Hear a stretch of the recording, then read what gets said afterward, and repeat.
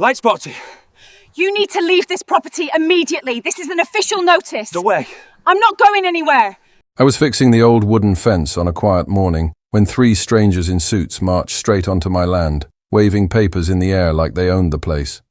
One of them shouted that I didn't belong here, that my family's house was now under their control because of some so-called HOA rules I had never even heard of. My hands froze, my chest tightened, and rage burned inside me as they ordered me to leave the land my grandfather had built with his bare hands.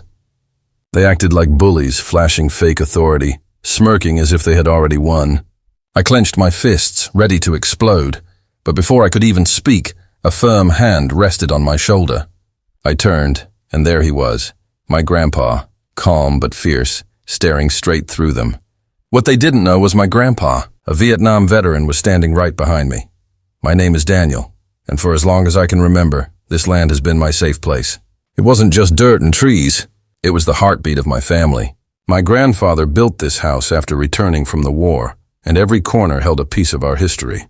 Life here was simple and peaceful. We grew our own food, neighbors waved kindly, and nothing ever disturbed the quiet mornings. That peace shattered the day the HOA came storming in, holding papers they claimed gave them power over us. They spoke with arrogance, demanding money for dues we never agreed to, acting like they owned every inch of property around. I tried to reason with them, but they brushed me off like I was nothing.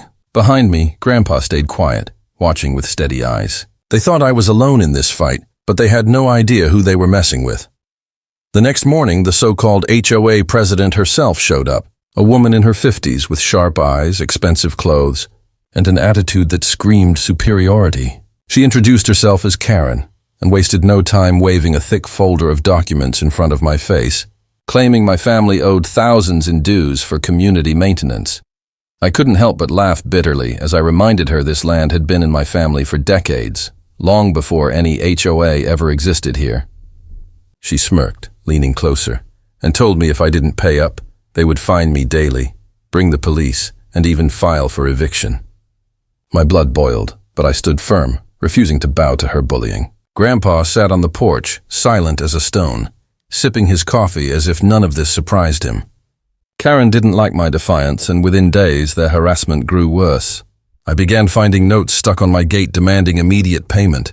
Letters with fake county seals slipped under my door, and even strangers wandering onto my land at night with flashlights, pretending to inspect the property. Each new trick pushed me closer to the edge. I wanted to fight back right then, to throw every last one of them off our land, but Grandpa's calm presence stopped me. He'd just nod slowly, telling me to hold my ground and let them think they were in control. But the suspense was eating me alive. Every knock at the door felt like a new threat. Every shadow outside made me wonder how far the HOA would go. And while I was restless, Grandpa's steady gaze told me he was already 3 steps ahead, quietly calculating the moment they would make their biggest mistake. One evening after another, threatening letters showed up. Grandpa finally set his coffee down and told me it was time to stop reacting and start preparing. His voice was steady, his eyes sharp, and for the first time I saw the soldier inside him.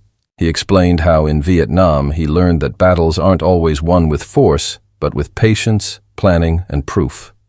From that day forward, he became a shadow that the HOA never noticed watching them. He kept a small notebook in his pocket, writing down dates, times, and every word they spoke when they came near. He taught me how to use my phone to record conversations without raising suspicion. When Karen sent her people to trespass again, Grandpa was already waiting with an old camera, capturing their footsteps on our land. He even dug out the original land deeds signed by the county decades ago, carefully sealed in a weathered folder. They'll try to twist the truth, he told me, but real documents don't lie. The more evidence we collected, the more frustrated the HOA became.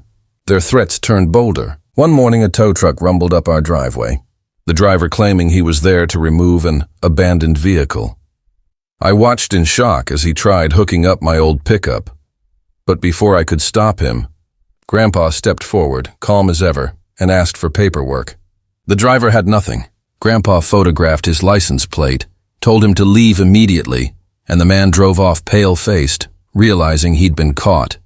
Karen wasn't done, though. A week later, she marched onto the property again, louder and angrier, accusing us of ignoring official notices. Grandpa didn't even raise his voice. He just handed her a copy of our deed, the county seal shining clear under the sun. For a moment she froze, but then she smirked and promised she would take us to court. That night, Grandpa sat me down and told me that patience was our greatest weapon. "You don't rush to win a war," he said. "You let the enemy expose themselves." Still, I couldn't shake the knot in my stomach. The HOA was getting desperate, and their final move came with an official stamp, a formal complaint filed with the county, demanding we be removed from our own land. The suspense was unbearable. Everything we owned, every memory we had, now rested on the next battle. But Grandpa's eyes burned with the same determination I imagined he carried through jungles overseas, and I knew he was ready the day of the hearing arrived. And my nerves were on fire as we walked into the small county courtroom. Karen and her board members were already seated, their smug smiles stretching wide as if victory was already theirs. They carried thick binders of so-called evidence, whispering to each other like predators circling prey. When the judge called the session to order, Karen stood proudly and laid out her claims, waving papers stamped with seals that looked official enough to fool anyone at first glance. She spoke with arrogance, painting us as freeloaders refusing to follow community rules. I clenched my fists under the table, but Grandpa sat motionless beside me, eyes steady, waiting for the perfect moment. When the judge turned to us, Grandpa calmly rose and reached into his weathered leather folder. He placed the original land deeds on the bench, complete with county signatures dating back decades, documents no HOA could possibly override. The judge examined them closely, frowning at the clear authenticity. Karen's smile faltered, but Grandpa wasn't done. He pulled out a letter from the county clerk himself, confirming our land had never been and never would be under HOA authority. The courtroom buzzed with whispers, and Karen's confidence began to crack. Then came the twist nobody saw coming. Grandpa turned to the back of the room and nodded. A tall man in uniform stepped forward, Sheriff Douglas, an old military buddy of Grandpa's. Beside him was another friend, a veteran who had become one of the county's toughest lawyers. The judge allowed him to speak, and he laid out every piece of evidence Grandpa had gathered. The trespassing photos, the recorded threats, and proof the HOA's documents were forgeries. Gasps filled the room as the sheriff produced his own report, confirming the seals on Karen's papers were fake and traced back to her printer. Karen's face went pale, her arrogance crumbling into panic. The judge's gavel slammed as he declared the HOA's case invalid and called for immediate investigation. Sheriff Douglas didn't waste a second. He walked straight to Karen, pulled her hands behind her back, and cuffed her for fraud and attempted theft. The room erupted in whispers, people shaking their heads at the fall of the once feared HOA president. I watched, stunned but satisfied, as Karen was led out, her cries echoing through the courtroom. It was the sweetest revenge I could have imagined, seeing their empire of lies collapse in front of everyone. The HOA's reputation was destroyed that day, and for the first time in weeks, I felt like we had truly won. Grandpa simply placed a hand on my shoulder and whispered, "That's how you fight a real battle. Make the enemy destroy themselves." After the hearing, everything unraveled for the HOA. Their fines piled up, their forged papers exposed, and their once proud leadership collapsed overnight. Neighbors who once feared them now turned their backs, whispering about their corruption and arrogance. Karen's name became a warning rather than a title, and the board dissolved under the weight of shame and legal punishment. For us, peace returned stronger than before. As we walked back to our land, I couldn't stop replaying the scene in my mind.